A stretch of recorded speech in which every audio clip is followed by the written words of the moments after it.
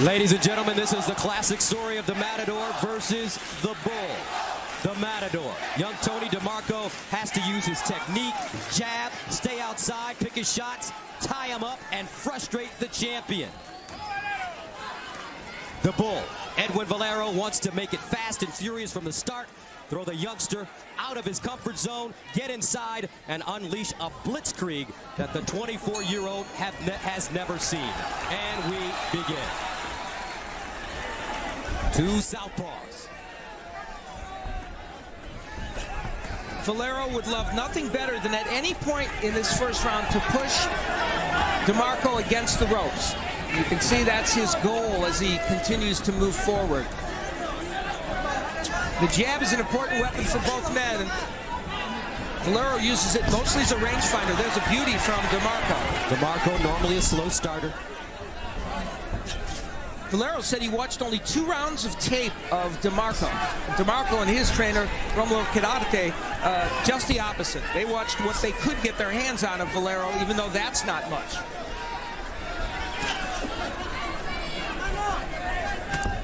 Valero told us that he wasn't going to think about just swarming Demarco early, that he'd rather just take his time and do what he needed to do, and the big punches would come.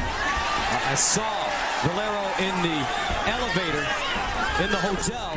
He doesn't speak very much English, nor I do Spanish, but he looked at me, he threw a right hand, and he said, "I'm a machine. I end it quickly," with the right hand. He saw me in the elevator, did the same thing, and used an expletive to add to that. And already some blood on the face of Valero.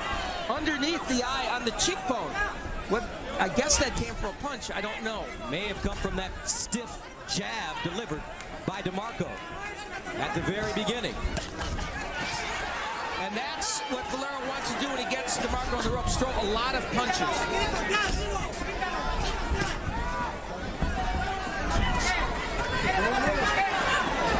Valero has the mentality of a puncher. He thinks if he hits you, you are going to get hurt, and ultimately you're going to go. And that's the mentality as that's the way he proceeds in fights. Demarco is a very accurate puncher, folks.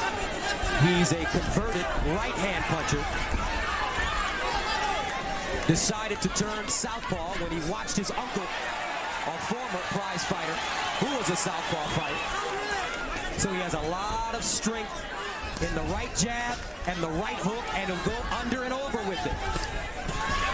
There's the first good left hand from Valero. Let's see what it did to Demarco. He landed a really good one. And a cut on the right cheek of Valero. Also a rags to riches story. Father left when he was 7 years old. He worked selling fruit at a fruit stand. As he searched for work, he found a job working at, of all places, a gym. And he ended up becoming a national champion in his homeland of Venezuela. But Valero was able to land a telling straight left hand. That second one was the good punch. Demarco's Antonio, the kid Demarco in black. The Demarco people believe that if they can take this fight into the 5th or 6th or 7th round, they'll do well. Although we should say that Valero has won his recent fights in that same time frame with stoppages. That's where Demarco doesn't want to be against the ropes, and he motors off it. Demarco's people telling us that they want to keep this fight in the center of the ring. There's a left hand by Valero grazing the head, but look how peaceful, how tranquil Antonio Demarco is. Very relaxed to start this fight. He is. The one mistake he's making, and Valero's taking advantage of it, is he's bending down a bit, and Valero's starting to land some of those straight left hands. As when Demarco bends in, that's a big mistake, and Valero's got the power with that straight left. He's just like a freight train with that left hand. He's always got an eye towards throwing it. I'll say it again, Demarco a slow starter. He'll pick his shots, but he really turns his punches over, and sometimes they come out of nowhere. You know, Valero's throwing some good combinations. That was a great jab by Demarco. Valero is a good combination puncher when he employs that, and he's doing it in spots here tonight. Valero with both hands down. Valero saying that he caught an elbow. Now he's got a gash over his right hand. Yeah, that didn't come from a punch. I guarantee you that. Wow. Yeah. That is a major. Yeah, there's no way a punch caused that.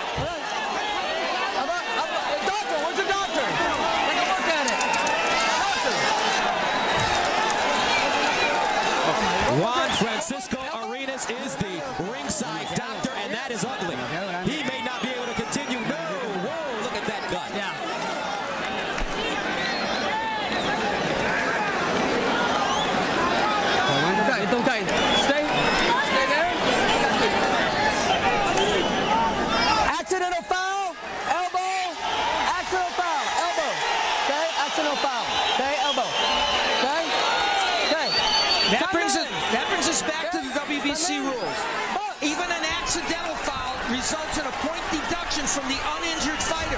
So a point was taken away from Demarco. It would have been 2 points had it been intentional. But boy, that's a big gash. Wow, blood pouring down the side of his face and all the way down to his trunks. We will see now what the champion Edwin Valero is made of. And he comes out, and it's time to brawl. But remember, if this fight were stopped before round 4 because of that cut, it would be a technical draw. So if Valero thinks he's got to try and end this fight quickly, that's not the case. After round 4, they would go to the scorecards. Remind you of when Marvin Hagler saw his blood against Tommy Hearns. He turned out to be another human being. He did indeed, and the difference is that came from a punch. Demarco trying to remain patient. But there is an awfully big target on the face, and a mouthpiece now gone. Valero loses his mouthpiece. Demarco, he wants to fight his urge of being a brawler. Here comes Valero. It's interesting. That was an intriguing round. It's not over yet. 6 seconds ago in the second. Bueno. Come in.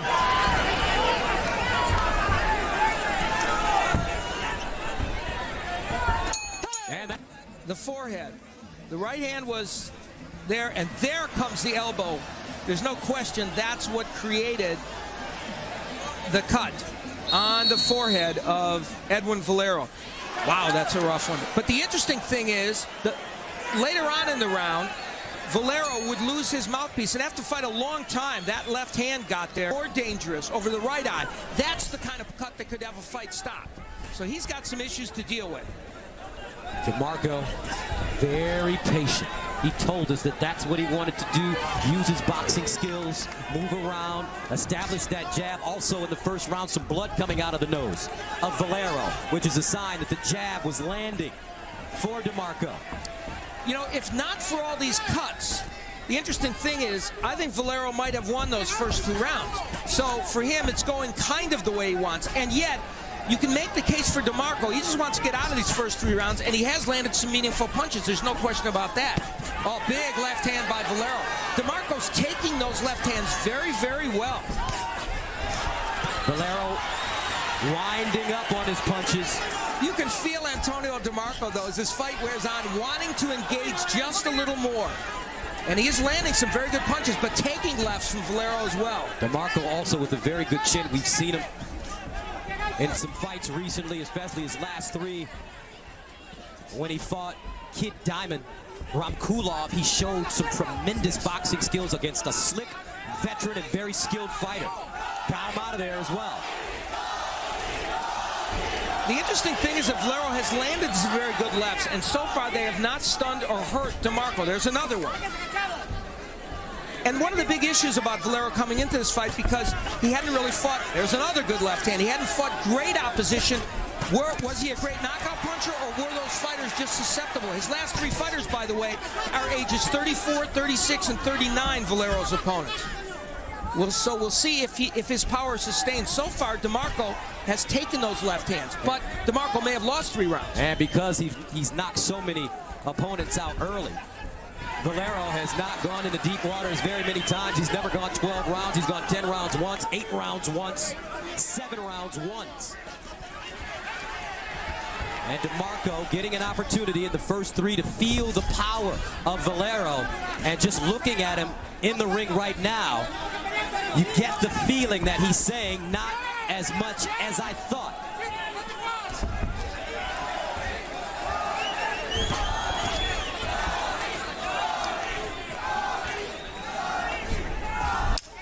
Blood still coming out of the gash on the right eye of the champion. Edwin Valero in red. Valero has knocked so many people out early. 18 straight at the beginning of his career in the first round, 19 overall in the first round. And now we go to round 4. Expect to see Demarco start to pick up the pace. And you know, one of the things Edwin Valero's done better than I think some might expect. When you watch him on tape, sometimes you don't see all the skills. He's not a bad defensive fighter, and I'm going to tell you something else. He punches in combination better than you even think. But I will say this, he keeps his hands awfully low, Al. He does. Look at his hands, and he keeps his hands low in punching range. Nice stiff jab by Demarco. Demarco landed a very nice punch there, but the volume of punches coming from Valero, and it is true, Demarco normally picks the pace up in rounds 4 and 5, and we'll see if he does. Matador versus the Bull, and so far the Bull has been able to throw combination punches in Valero. As Al mentioned, looks like he does have the lead thus far. And that's our unofficial view. The judges may see it differently, but he's certainly been more active. He's landed more shots, probably more power shots. Singular punches from Demarco have looked good. There's big shots by Valero. Demarco almost buckled, saved by the ropes. Now some redness on the forehead of Demarco. You don't know if it's Valero's blood or not. And this is usually when Antonio Demarco gets into a firefight. And look, he's coming forward. When he's hurt is when he goes after his opponent. This is a big round for Edwin Valero.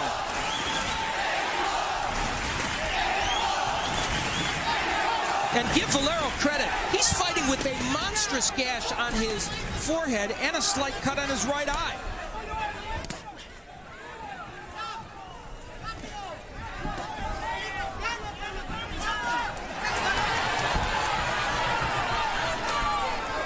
Demarco eating that jab. Another combination landing for Valero. But the question is, what kind of gas does a champion have in his tank when you consider that he has not gone into deep waters very many times?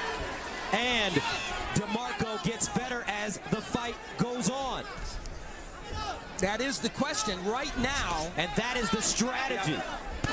But I don't think Demarco wanted to take this many power punches at this point in the fight, especially not like he did here in round 4. Do you think he's been hurt, though, Al? I don't know if he's been hurt, Gus. It's hard to tell. But I think he felt the power of Valero. I don't think Valero has hurt him a bit.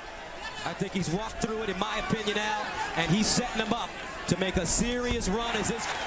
Early on in the round, would get that strong jab in, though he did take a left hand over it in the process, and Valero getting a couple of shots in. Valero, though, had very good moments in this round, and you see how well he uses a jab to set up these power punches. Now, but Demarco was able to take those shots. That means he's tired already, and we're in the 5th round. And they're banking on that. They feel these middle rounds, and as we get into the later rounds, will be good for them. Now, we have to see if that's the case. Karate, of course, a great trainer, worked with Julio Cesar Chavez, worked with Raul Ibarro Perez, who happens to be the father-in-law, interestingly, of Antonio Demarco, former bantamweight champion. And let's take a look at the official judges' scoring. As we anticipated, a big edge for Valero. 2 judges with it 39-36, and Orange Schellenberger has it 40-35, so they have a pretty big margin. And remember, a point was deducted. Now here, the rest row, which has made the scoring a lot closer all night, 2 for Valero, and Mark Walsh from AP has it a draw, interestingly. I have every round for Valero. Valero's mouth open again. So, I have it 40-35.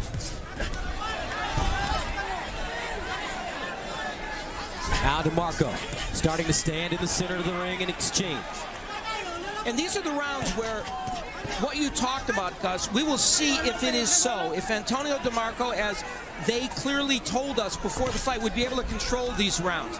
But as Karate told him, he's going to have to be more active with his punching, or else he won't make Valero more tired, and he won't win the fight.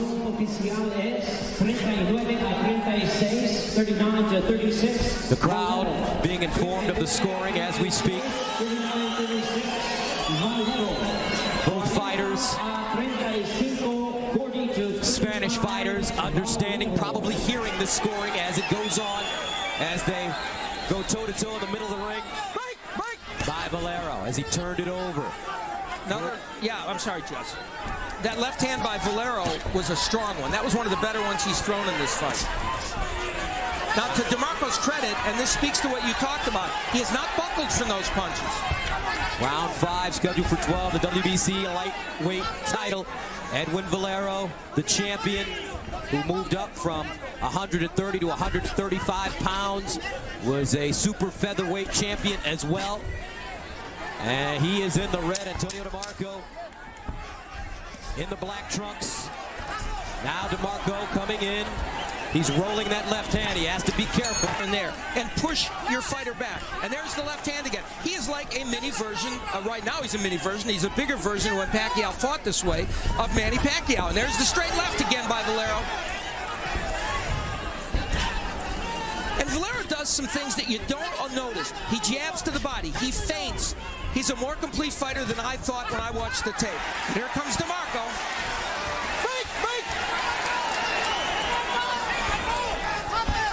Demarco's going to have to get a little more aggressive at some point in this fight. Take the chance.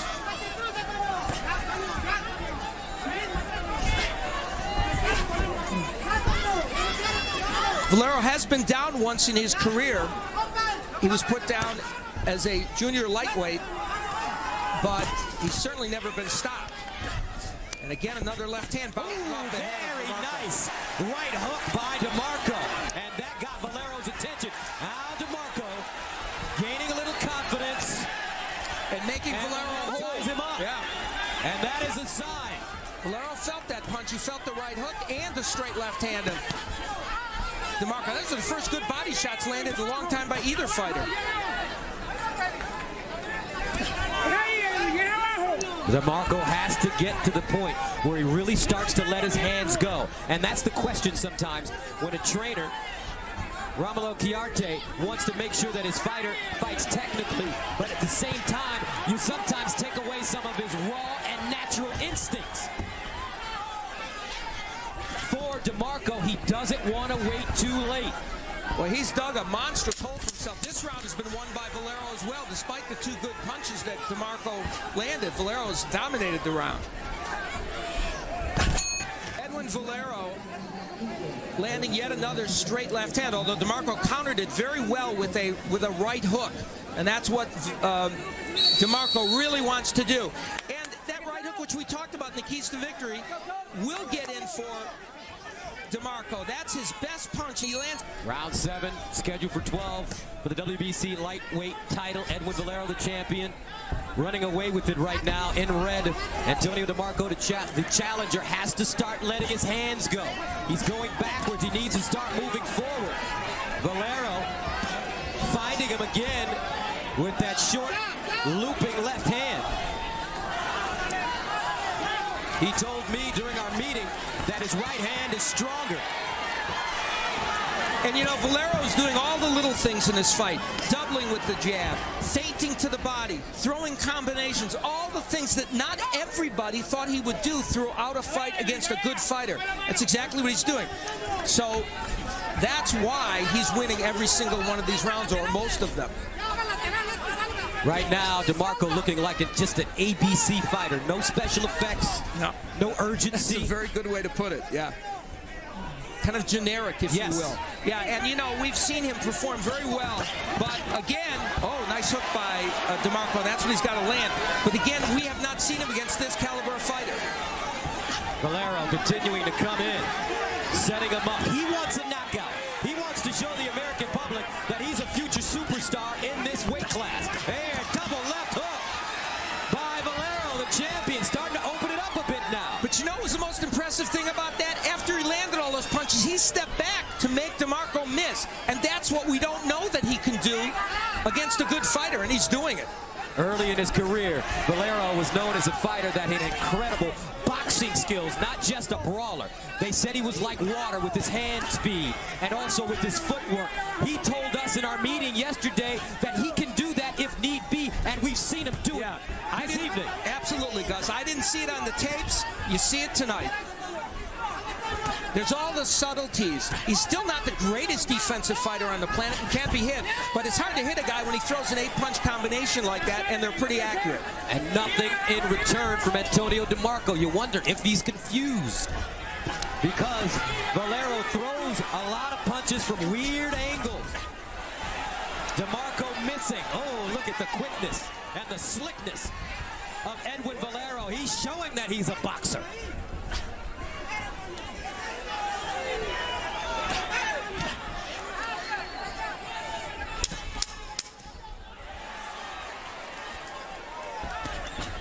7 coming to an end.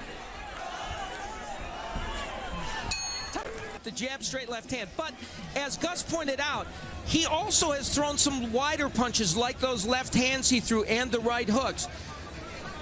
Setting things up with the jab, but here, that overhand left, and that's what I love. Of champion Edwin Valero in the red trunks. He's fought in Japan, he's fought in Venezuela, he's fought in Mexico, he's fought a few times in the United States, but never in front of big audiences, and he knows that this is his opportunity to show America especially what he can do, and he's been doing it. He really has. You know, we talk about Demarco potentially having the advantage later in the fight, and Demarco coming on in this round. But we have to point out that Valero, when he won the super featherweight title in 2006 from Vincent Mascara, dominated rounds 6, 7, and 8, and 9, and knocked him out in the 10th. Now this, oh my, what a left hand by Valero. So Valero does know what it's like to control the latter part of a fight and win it. But in this round, Demarco's come out with conviction, but for his trouble, took a big left hand. And that's the danger for Demarco. When you come forward, you might walk into one of those straight lefts like he did. Valero, very effective tonight with that step back after he delivers his combination. And he's also, because of his slick fighting, taken the crowd out of this fight. Oh, mean left hand. Here's another one. Now Valero starting to pick apart the 24-year-old Demarco. Demarco landing a right hook. Demarco needs to turn this around with a monstrous right hook, and that'll be what does it if he can. And that's what he needs right now very badly. And like Manny Pacquiao, though, Valero throwing so many punches in combination from different angles, from different hand placement. You know, I said he was the old Manny Pacquiao. Right. He's a little more straightforward, one-dimensional. Exactly. But he's actually a combination of the old and new Manny Pacquiao, right. Because he's throwing, although certainly he's not as good a fighter as Pacquiao right now. No one is. Maybe Floyd Mayweather. But the fact of the matter is, he is showing all those nuances. Maybe Floyd Mayweather? Well, or potentially. No doubt. Well, that's the big debate, isn't it? Manny Pacquiao is as good as Floyd Mayweather. That's my contention. Okay, there you go. Floyd has never lost. I have great respect for Floyd. He's a terrific fighter. He hasn't been as active as Pacquiao. 8 rounds, scheduled for 12. 17 seconds to go. Oh, low blow by Demarco. He's getting wild now. He is taking a beating in there. Although it looks like Valero is the fighter. 2 squash from AP with it a little closer for Valero. Valero now moving in. He told us that he wouldn't go looking for the knockout, but he wants it. And this is a point in the fight, though, where even though Demarco had the look of a really beaten fighter in that corner, for Valero, there's still danger to get hit with a right hook, but he is landing big shots. Demarco eating shot after shot. That left hand is vicious. Now he goes to the body, comes over to the top, barely misses with the left hand. If this round goes really badly for Antonio Demarco, Romulo Quirarte, who is as close as you can be to a fighter and maybe like a second father to Demarco, might think about ending this thing. I agree with you 100%. Quirarte kept asking Tony what he wanted to do, how he felt, no answer. Most of the time during that 1-minute break. And there was talk in Demarco's corner that if he didn't get busier, they were going to stop the fight. Nice straight left hand by Demarco, but it's one and done when he throws punches. Valero, so slick. And I think we need to put to rest the idea that Valero can't fight in the later rounds, as he did against Mascara when he dominated 6, 7, 8, and 9. That's what he's done in this fight. Ooh, another good combination by Valero. Ooh, 1-2 stiff as he steps off, dips in, dips out. Great head movement, chopping up the younger Demarco. No answers for Demarco right now. Knows that he's trailing the fight and he won't move forward. Demarco and his people, monstrous left by Valero. They asked for Valero. They wanted to fight him. They thought the style of Demarco would lend itself to beating Valero. Like a lot of other people, I think they underestimated some of the skills of Valero. 7 seconds to go in the 9th round, scheduled for 12. Now Tony Demarco, mouth open. It looked like this fight could turn because this unintentional elbow, we assume unintentional, that was the way it was called, hit Valero on the forehead and caused that terrible gash. At that juncture, and he was making sure Lawrence Cole knew it was an elbow, though any look at that cut would tell you on the forehead it had to be caused by something other than a cut. Valero, though, kept his concentration and came back and landed big punches to show Demarco that that had not taken him out of his game plan and that Valero was going to continue the assault. Great as he stops young Tony Demarco and retains his WBC lightweight title. A very disappointing loss for this 24-year-old. Not the end of his boxing career by any stretch of the imagination, but for this man, he made a marketing statement tonight to tell the world, you haven't seen me, here I am. I am someone to be reckoned with in the lightweight division, and boy is he ever. 27-0. 27